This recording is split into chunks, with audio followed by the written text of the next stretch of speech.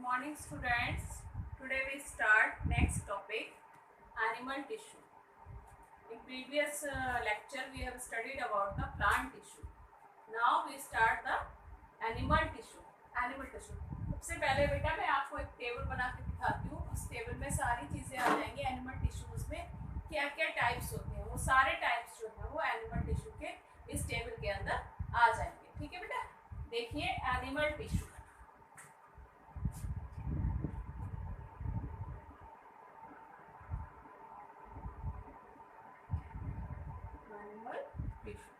इसको हमने डिवाइड करेंगे, इस एनिमल टिश्यूज को 4 पार्ट्स में डिवाइड करते हैं। कितने पार्ट्स में डिवाइड करते हैं? 4 पार्ट्स में डिवाइड करते हैं। कौन कौन से हैं वो मैं आपको बताती हूँ। वो है, फर्स्ट है आपका एपिथेलियल,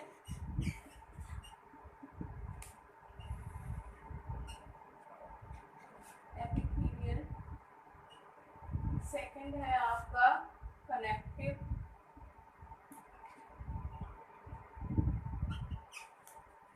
थर्ड है आपका मस्कुलर,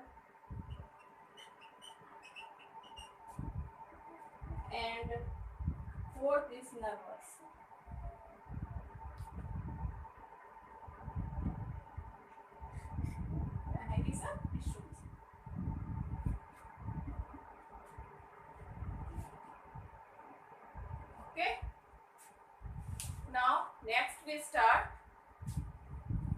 नेक्स्ट वी स्टार्ट। तो बेटा ये कितने पार्ट्स में डिवाइड हुआ है? एनिमल टिश्यू 4 पार्ट्स में डिवाइड हुआ है। कौन कौन से? Epithelial tissue, connective tissue, muscular tissue and nervous tissue. Epithelial tissue को कितने पार्ट्स में डिवाइड करते हैं? इसके पार्ट्स आप देखेंगे, ये कई सारे पार्ट्स में डिवाइड होता है। देखिए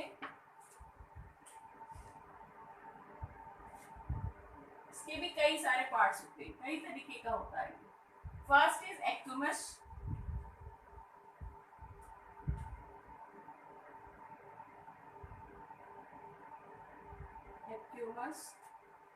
second is cuboidal, third is columnar,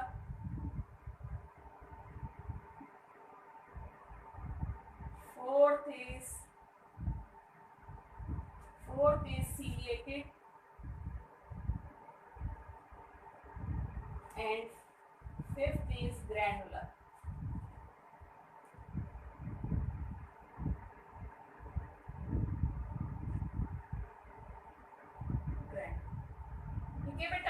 इसको मैं ऐसे ना लिखने की बजाय इसका दूसरा तरीका से मैं बताती हूँ आपको, क्योंकि फिर इसमें जगह नहीं बचेगी इसको पार्ट को बनाने की। इसलिए हम इसको ऐसा करते हैं, इसको इस तरीके से डिवाइड कर लेते हैं। टेबल को हम ऐसे बनाते हैं, इससे आपको समझने में भी आसानी रहेगी और लिखने में भी ठीक रहेगा।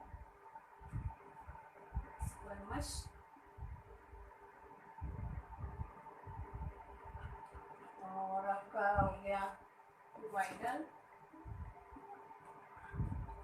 कॉलर,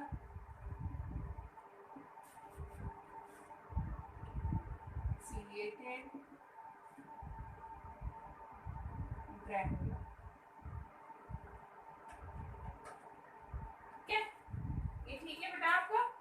अब जो है वो हम करते हैं, नेक्स्ट जो चलते हैं वो हम चलते हैं अब आपके नेक्स्ट है बेटा कनेक्टिव टिश्यू। कनेक्टिव टिश्यू में इसके जो पार्ट्स होते हैं वो है एरोलर,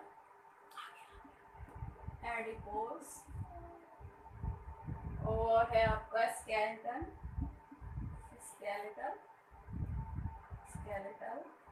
ठीक है। नेक्स्ट है आपका फ्लूइड, और देन है आपका डेंस रेगुलर। ठीक है, ये आपके हो गया आपकी कनेक्टिव टिश्यूज के पार्ट। ठीक है, इसके पार्ट हो गए ये कनेक्टिव टिश्यूज। नेक्स्ट है आपका मस्कुलर टिश्यू। मस्कुलर टिश्यूज के हैं स्ट्रेटिफाइड, स्ट्रेटिफाइड, नॉन स्ट्रेटिफाइड,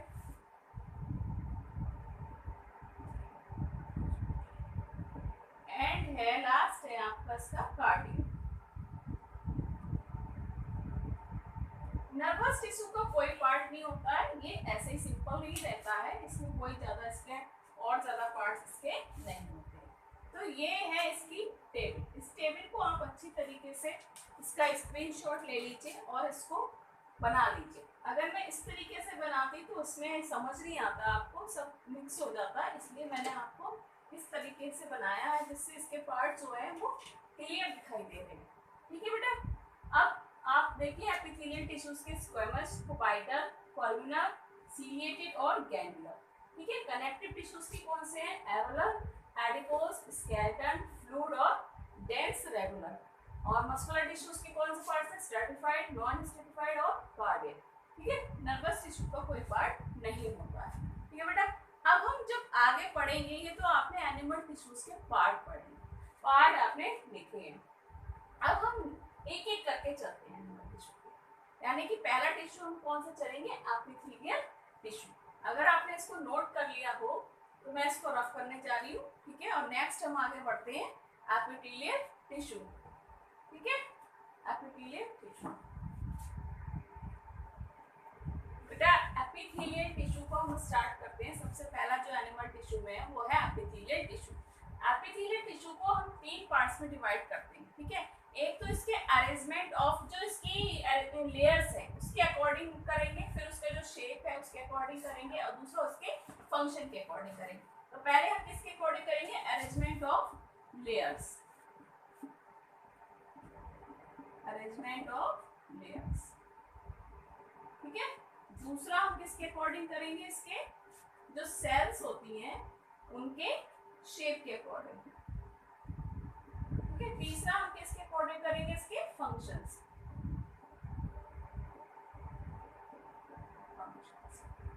समझ गए? तो अरेंजमेंट ऑफ लेयर्स जो है, लेयर्स इसकी कैसी होती है? 2 तरीके की लेयर में इसको अरेंज किया जाता है। इसकी जो सेल्स है वो 2 तरीके की लेयर्स में अरेंज होती है। एक होते हैं सिंपल एपिथेलियम,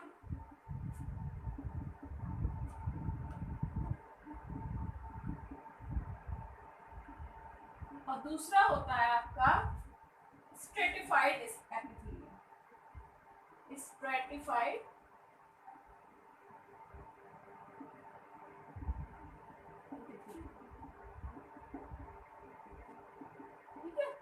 शेप के अकॉर्डिंग जो होते हैं ये 3 तरीके के होते हैं। First is squamous, second is columnar, and third is cuboidal. ठीक है। एंड फंक्शन के अकॉर्डिंग जो होते हैं वो होते हैं ये 4 टाइप्स के। फंक्शन के अकॉर्डिंग जो होते हैं वो 4 टाइप्स के होते हैं। फर्स्ट चीज है आपका सेंसरी, सेकेंड है आपका जेमिनल, थर्ड है आपका ciliated, and fourth is granular.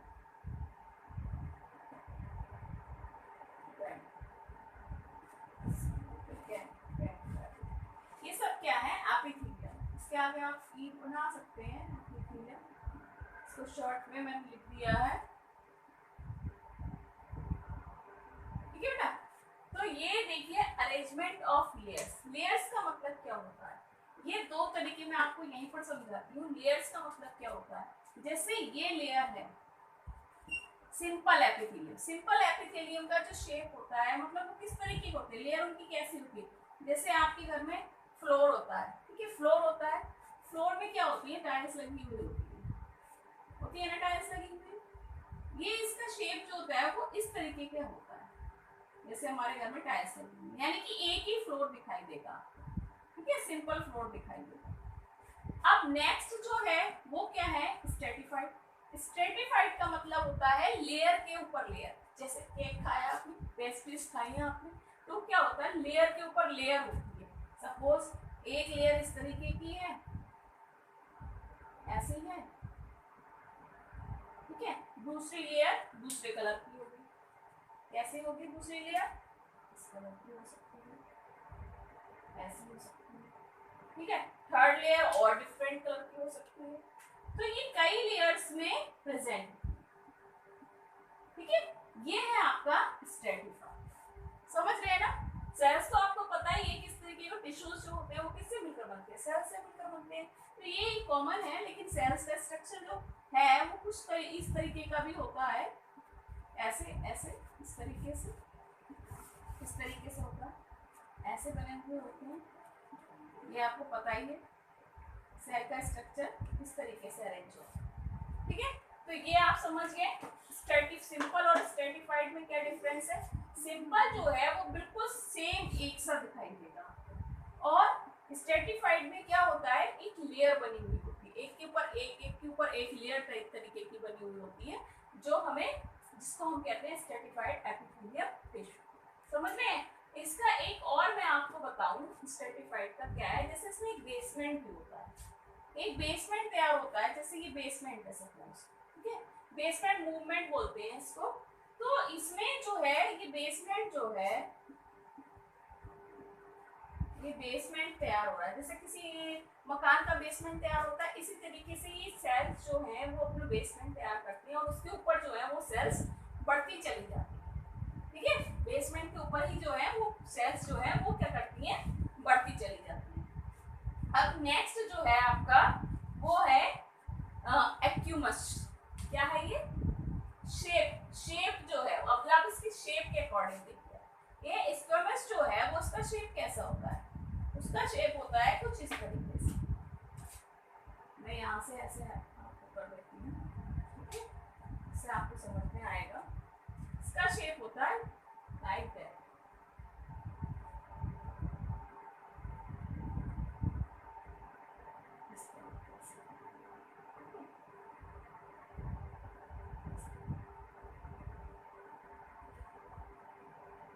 किसका शेप हुआ, क्यूमस। इसके अंदर ये आपको पता है न्यूक्लियस होगा, और बाहर क्या होगी, ये सेल वॉल होगी, ठीक है। इसके अंदर क्या होगा, साइटोप्लाज्म होगा, और ये क्या होगा इसका न्यूक्लियस, ठीक है। समझ गए इस बात को। कॉल्यूमनर क्या होते हैं, कॉल्यूमनर जो होते हैं वो कैसे होते हैं, कॉल्यूमनर देखिए, नेक्स्ट जो है कॉल्यूमनर बताते हैं। कॉल्यूमनर का जो है फंक्शन वो होता है इस तरीके से, वो लंबे में होते हैं, सेल्स ऐसी ही होती हैं, लेकिन वो कैसी होती हैं, उनकी लेंथ पर, ठीक है। सेल्स यही होती हैं, इनके अंदर भी ऐसी होता है, न्यूक्लियस होता है, साइटोप्लाज्म होता है, सेल वॉल होती है, ये सारी चीजें होती हैं। सॉरी सेल वॉल नहीं, सेल मेम्ब्रेन, क्या होती है, सेल मेम्ब्रेन, सेल मेम्ब्रेन, ठीक है। अब क्यूबाइडल, भाई क्यूबाइडल का तो आप यहाँ से भी मीनिंग समझ सकते हैं कि क्यूब जैसा स्ट्रक्चर होगा इसका। क्यूबाइडल का कैसा होगा, क्यूब जैसा। क्यूब कैसा होता है, ऐसा होता है ना बिल्कुल, क्यूब कैसा होता है, इसकी जो है ये ऐसे बहुत कम निकली हुई होती है, क्यूब लाइक स्ट्रक्चर होता है, कैसा होता है, क्यूब लाइक स्ट्रक्चर। इसमें ये ज्यादा निकली हुई होती है, इसकी शेप जो होती है वो ऐसे होती है क्यूबाइडल, ठीक है। कैसे होती है, इस तरीके से। तो ये समझ गए आप, इन तीनों का शेप समझ गए, इनका समझ गए स्ट्रेटिफाइड और सिंपल में क्या है। सेंसरी का मतलब क्या है, सेंसरी, सेंस ऑर्गन्स जहाँ काम करते हैं वो क्या होती है, सेंसरी एपिथेलियल टिश्यूज होते हैं, जहाँ सेंसेस काम करते हैं। जर्मिनल यानी कि जो जर्म से इसका रिलेशन होता है, जेनेटिक्स से इसका जो जेनेटिक्स वगैरह जो होते हैं, जो जाते हैं जीन्स जाते हैं, उनसे रिलेटेड होता है। सीलिएटेड क्या होते हैं, इसमें सीलिया निकले हुए होते हैं। सीलिएटेड का क्या मतलब होता है, इसमें सीलिया, सीलिया जानते हैं, जैसे इस तरीके से बाल टाइप के जो होते हैं वो क्या होते हैं, सीलिया। ग्रैंडुलर, ये किस तरीके का शेप होता है, ग्रैंडुलर किस तरीके का शेप होता है जो ग्रैंड सीलिएटेड है वो सीलिया के शेप का होता है, और ग्रैनुलर जो है वो दूसरे शेप का होता है। उसका शेप जो होता है वो अलग तरीके का होता है, और वो किस में यूज होता है। देखिए वो उसका शेप मैं आपको बताती हूँ बना के। देखिए पहले मैं आपको बताती हूँ इसका ग्रैनुलर का शेप जो होता है वो उस तरीके का होता है।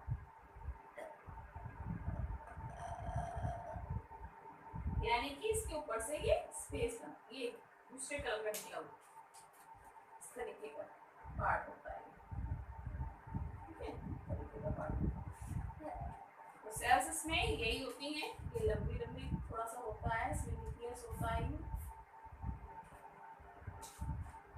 माइक्रोविलिया जिसको हम ये कहते हैं ना, ये जो ग्रैनुलर में ये जो पार्ट निकला हुआ है इसको हम क्या कहते हैं, माइक्रोविलिया। क्या कहते हैं इसे, माइक्रोविलिया। और सीलिएटेड में मैंने आपको बताया, सीलिएटेड भी इसी तरीके से होती है। सीलिएटेड की भी सेल्स ऐसी ही होती है, ठीक है। उसमें ये इस तरीके से सीलिया निकले हुए, क्या निकले हुए होते हैं, सीलिया निकले हुए। ये क्या है, सीलिया, ठीक है। ये सीलिया निकले हुए होते हैं। बाकी तो सब चीजें लगभग कॉमन ही होती हैं, तो ये चीजें आप अच्छी तरीके से समझ लीजिए, इसमें कोई प्रॉब्लम नहीं है आपको। ये मैंने आपको सबको इसके डायग्राम भी बता दिए हैं, फंक्शंस भी लगभग बताए दिए हैं। सीलिया जो है वो मूवमेंट में काम होता है, इसका मूवमेंट में काम करता है ये। और बाकी आपने इसके सबके शेप देख लिए, और इनका क्या देखा है आपने, अरेंजमेंट देख लिया, किसका, लेयर्स का, ठीक है, लेयर्स का अरेंजमेंट देख लिया आपने। और अभी एपिथेलियल टिश्यू में इतना ही है, बाकी आप डायग्राम बुक से देखेंगे तो और अच्छी तरीके से आपको समझ में आ जाएगा, क्योंकि इसमें डिटेल में इतना बताने में बहुत टाइम लगेगा। आगे भी टिश्यूज हैं तो उसको भी हमें कवर करना है, ठीक है बेटा। तो समझ लेना है इस बात को, मेरी एपिथेलियल टिश्यू से बनाइए, ठीक है। देखिए इसको, तो बेटा ये जो मैंने इतना सब कुछ तो बता ही दिया आपको, सारे शेप्स बता दिए, इसके सारे डायग्राम बता दिए। दूसरा मैं आपको एक फंक्शंस पे और थोड़ा थोड़ा बता देती हूँ कि फंक्शंस में क्या है। एक्वेमस जो है वो एक्वेमस टिश्यूज जो होते हैं ये किस में वर्क करते हैं, ये जो होते हैं एक वर्क बनाते हैं ब्लड वेसल्स, ठीक है। ये इसका वर्क जिसमें होता है वो क्या करते हैं, ब्लड वेसल्स में काम करते हैं, इनका ब्लड वेसल्स को फॉर्म करते हैं ये। और जो वोमेन्स कैप्सूल होते हैं इसके अंदर, लेडीज के अंदर, उनके अंदर भी ये प्रेजेंट करते हैं, ठीक है। ये होता है आपका एक्वेमस एपिथेलियल टिश्यू। कॉलुमिनर टिश्यू जो होता है, कॉलुमिनर टिश्यूज का जो वर्क होता है वो होता है कि ये जो होते हैं कॉलुमिनर टिश्यूज जो होते हैं ये आपका गॉल ब्लैडर है, ठीक है, पैंक्रियाज है, इसमें ये प्रेजेंट होते हैं। और क्यूबाइडल किस में प्रेजेंट होते हैं, क्यूबाइडल जो होते हैं बेटा वो प्रेजेंट होते हैं आपके इसमें आप ये जूस बनाते हैं, ठीक है। और इसमें आपकी ये जो ग्लैंड्स हैं और जो जेमिनल ऑर्गन्स हैं उनको ये क्या करते हैं, जनरेट मतलब इसको फॉर्म करते हैं। और इसमें जैसे आपकी जो स्वेट है, ये पसीना है, वो सब जो निकलता है वो किससे निकलता है, क्यूबाइडल से। तो ये समझ में आ गया आपको। और आपको सीलिएटेड जो है, सीलिएटेड किस में होते हैं, ये ओविडक्ट में होते हैं और स्पर्म में होते हैं। स्पर्म में मतलब किसमें हेल्प करते हैं, ये मूव करने में हेल्प करते हैं, ठीक है। ग्लैंडुलर जो होते हैं वो किस में होते हैं, ये लाइनिंग बनाते हैं किसकी, गैस्ट्रिक ग्लैंड्स की। किसकी लाइनिंग बनाते हैं, गैस्ट्रिक ग्लैंड्स वगैरह की ये लाइनिंग बनाते हैं। और किसमें, इंटेस्टाइनल में वगैरह में ये सारे ये होते हैं, ठीक है। तो ये सारे इसके फंक्शंस हैं, और आप बुक खोल के देखेंगे तो सारे फंक्शंस आपको अच्छी तरीके से मिल जाएंगे। आप इसका चार्ट तैयार करेंगे, ठीक है। ये एपिथेलियल टिश्यू जो है वो मैं यहीं पर इसको एंड करती हूँ, ठीक है। और आप अच्छी तरीके से इसको पढ़िए, ये थोड़ा टफ भी है, और जब तक आप इसको ध्यान से नहीं पढ़ेंगे तब तक ये आपका कवर नहीं हो पाएगा। तो इसको बेटा बहुत अच्छी तरीके से आपको तैयार करना है। इसके फंक्शंस जो हैं, इसका शेप जो है, इसका डायग्राम जो है, वो सब बहुत अच्छी तरीके से आपको तैयार करना है। समझ रहे हैं ना मेरी बात को। इस एपिथेलियल टिश्यू के साथ ही आज का वीडियो लेक्चर मैं यहीं पर एंड करती हूँ, और आप इसको अच्छे से तैयार कर लीजिए। Thank you have a nice. हाँ बेटा, तो आप थैंक यू तो मैंने बोल ही दिया है, इसके साथ साथ मैं आपको बताती हूँ, मतलब बता ही रही हूँ, आप थोड़ा सा पढ़ाई पे ध्यान दीजिए अच्छी तरीके से, और इसको स्टडी को ज़रा डीपली लीजिए, क्योंकि आपको आगे भी तैयारी करनी है इसको अच्छी तरीके से। Thank you students.